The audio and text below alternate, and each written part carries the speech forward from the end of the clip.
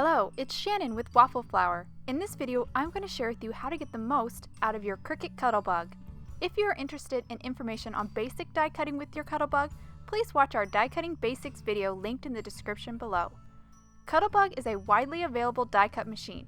It's good for cutting out basic shapes, but when it comes to intricate dies, such as these lacy flowers and large panel dies we carry at Waffle Flower, there are a few tips and tricks you will need to get them to work with your machine. Every Cuttlebug machine is a little bit different, but with the tips and tricks that I show you today, combined with a little experimentation, you'll be on the right track to getting perfect cuts with your dies. Today I'll be using this Mint version 3 Cuttlebug. You may already have an older version like this green one here on the right, but the tips and tricks as well as the sandwich I show you today will be exactly the same. With your version 3 Cuttlebug machine, you should have received 2 B plates, a rubber mat, and this white A plate or spacer. For our intricate die and large die cutting sandwich, we will not be using the rubber mat or the B plate which you cut into, so I'll just set those aside. So now let's create our sandwich for today. Starting from bottom up, first is the A plate or spacer. Next is a metal shim. Metal shims or metal adapter plates are very helpful when using intricate dies. They increase the pressure, which in turn supports the cutting action, producing a better cut. Next, I'll add a C plate. The C plate was created by Cricut especially for die cutting. Both the C plate and the metal shim are available through many online retailers.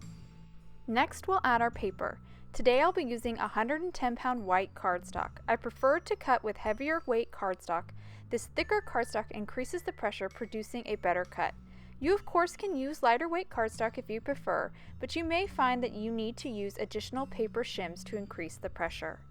Now I'll add our die. Today I'm using the Lacy Flower extra large die. I'm going to place it face down into the paper or blade side down onto the paper. I'm now going to use a low tack tape to hold the die in place. I most likely will have to rotate this die to get a good cut, so I want to make sure that the die stays in place so I don't get a double cut. I'm using micropore tape here, but you can also use washi tape or even painter's tape. Now that my die is taped down, I will top my sandwich off with the B plate. Now I'll make sure all my plates are lined up, and then I'll feed my sandwich through the Cuttlebug. I'll put one hand on the top to hold the Cuttlebug in place, and then I'll rotate the handle to feed it through the machine. Once the die has cleared the rollers, I will then rotate the handle the opposite direction so the die runs through the rollers a second time. Multiple passes also helps to improve the cut. Now let's remove the B plate and flip the paper over to inspect the cut. You can see the lines around the edge of the die.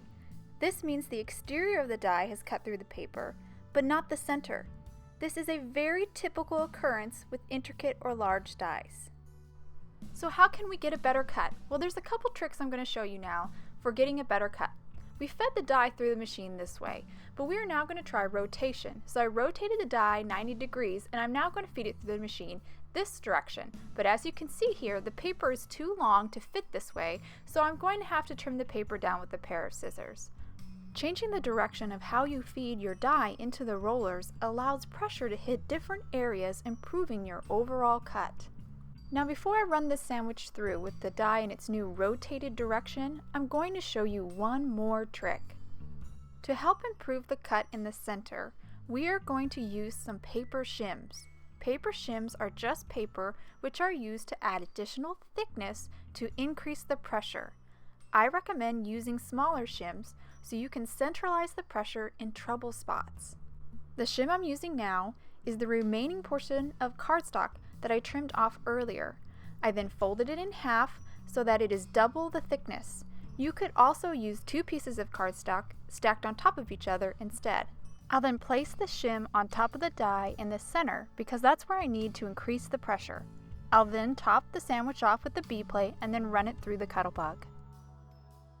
This thicker sandwich is more difficult to feed through the machine, and I'm needing to apply a fair amount of force to hold the Cuttlebug steady and to rotate the handle.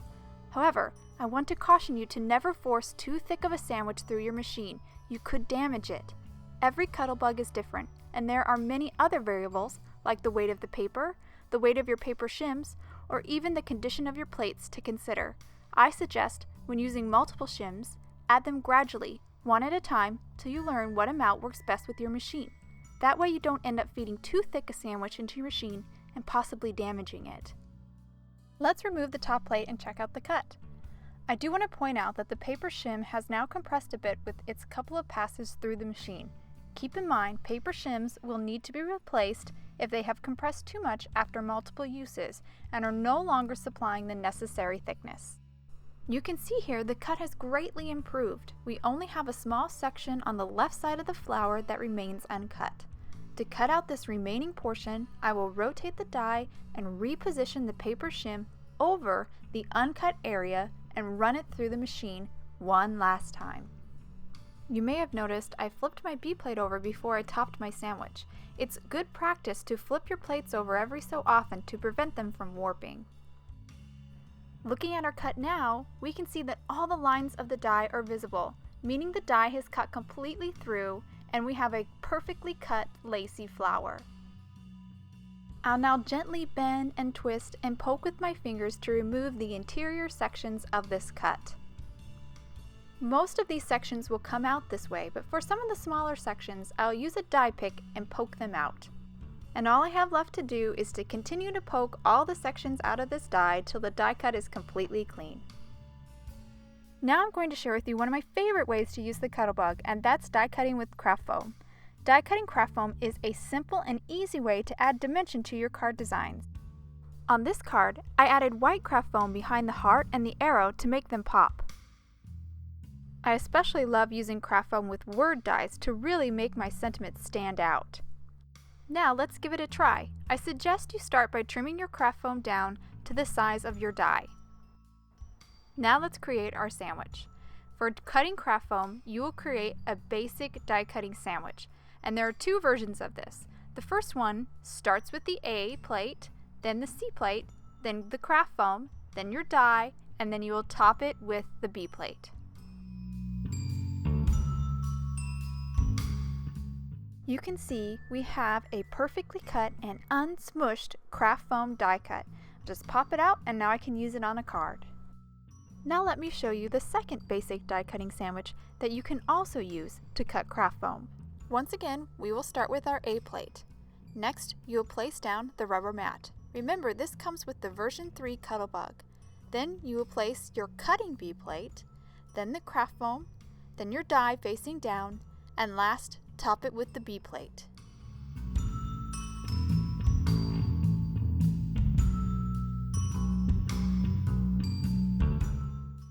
Once again, we have a perfectly cut and unsmushed craft foam die cut ready to be used on a card.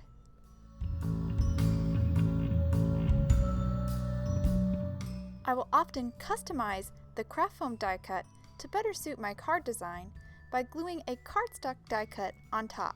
I like to use a liquid glue to do this. I just place little dabs of glue on the back side of the sentiment and then stick it down, matching it up with the craft foam.